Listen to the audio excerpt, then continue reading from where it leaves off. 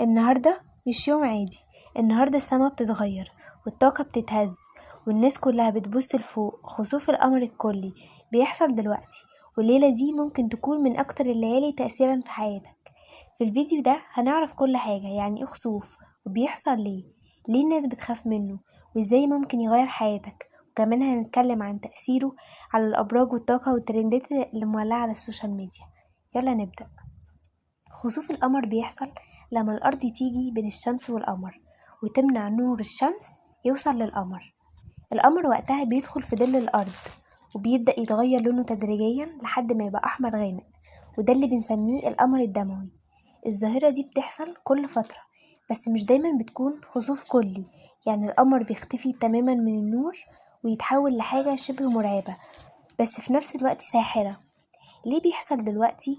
وإيه المميز في خسوف 7 سبتمبر 2025؟ النهاردة الخسوف الكلي بيحصل في توقيت نادر وبيبان في الوطن العربي بالعين المجردة، يعني لو طلعت تبص على السماء هتشوف القمر بيتحول قدامك. وده اللي خلى الترند يولع على السوشيال ميديا. الناس بتصور وبتتكلم وبتسأل، هل دي علامة؟ هل في حاجة هتحصل؟ هل ده ليه تأثير علينا؟ الفيديوهات كلها بتتكلم عن الليلة دي مش عادية، وبيقولوا إن الليلة دي ممكن تكون بداية لتغيرات كتيرة في حياتنا، تغيرات كبيرة، وإن القمر المكتمل مع الخسوف بيأثر على قراراتنا ومشاعرنا. في ناس بتقول إن وقت الخسوف الطاقة بتتغير والمشاعر بتتقلب، وناس بتحس بتوتر أو حزن أو حتى اندفاع. في فيديوهات عن الخسوف بتشرح إن كل برج بيتأثر بطريقة مختلفة. مثلا برج الحمل ممكن يحس باندفاع في قراراته، برج السرطان ممكن يحس بحساسية مفرطة، برج الجدي ممكن يراجع علاقاته. بيقولوا إننا لازم نكون هاديين وما ناخدش قرارات مصيرية، ونحاول نعمل تأمل أو صلاة عشان نهدي الطاقة. لو عايزين فيديو كامل أقولكوا فيه كل برج هيتأثر بإيه بعد الخسوف اكتبولي في كومنت.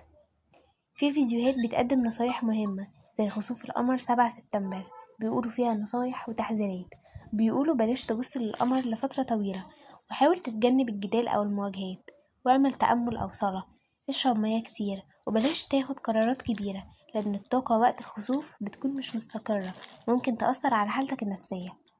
الترندات والجنون اللي حصل على السوشيال ميديا. النهاردة الترند مولع، الناس بتتكلم عن الخسوف وبيشاركوا صور للقمر وهو بيتحول، وفي اللي بيقولوا ان دي علامة من علامات الساعة، وفي اللي بيقولوا ان دي فرصة للتغيير. في فيديو عن خسوف القمر الدموي بيتكلم عن توقعات مستقبلية مرتبطة بالخسوف، بيقول ان في بوابات نجمية هتفتح وان في تغيرات عالمية ممكن تبدأ من الليلة دي. وبيقولوا كمان دي ممكن تكون بداية لنهاية مرحلة وبداية مرحلة جديدة. الخسوف تقريبا هيبدأ كمان ساعة بتوقيت القاهرة، بيستمر حوالي ساعة ونص. القمر هيدخل تدريجيا في ظل الأرض وهيبدأ يتحول لونه لحد ما يوصل للمرحلة الكاملة من الخسوف، واللي بيكون فيها القمر شبه مختفي تماما بس لونه أحمر غامق. لو عايز تشوف شكل الخسوف اتفرج على فيديو للخسوف الكلي للقمر في 7 سبتمبر، في شرح علمي ودقيق للظاهرة وتفاصيل عن مراحل الخسوف. الليلة دي مش هتتكرر بسهولة. خسوف قمر دموي، الطاقة بتتغير والناس بتتأثر والسما بتتلون. يلا مع بعض نقول دعاء الخسوف. اللهم اجعل هذا الخسوف رحمة منك، ولا تجعله غضبا منك، ولا تؤخذنا بذنوبنا واغفر لنا، ولا تؤخذنا بما فعل السفهاء منا. لو ما شفتوش النهاردة خسوف القمر هتستنى سنين عشان تشوفه تاني. فلو عجبك الفيديو دوس لايك واشترك في القناة وفعل الجرس عشان توصلك كل الظواهر الفلكية اللي جاية وفيديوهات تانية كتير. وسؤال حلقة النهاردة، هل ان خسوف القمر بيأثر عليكم ولا شايفينه مجرد ظاهرة طبيعية؟ اكتبولي في رأيكم في الكومنتات وانا هرد على كل واحد فيكم. وما تنسوش تشاركوا الفيديو مع اصحابكم عشان الليلة دي تستحق اننا نعيشها سوا.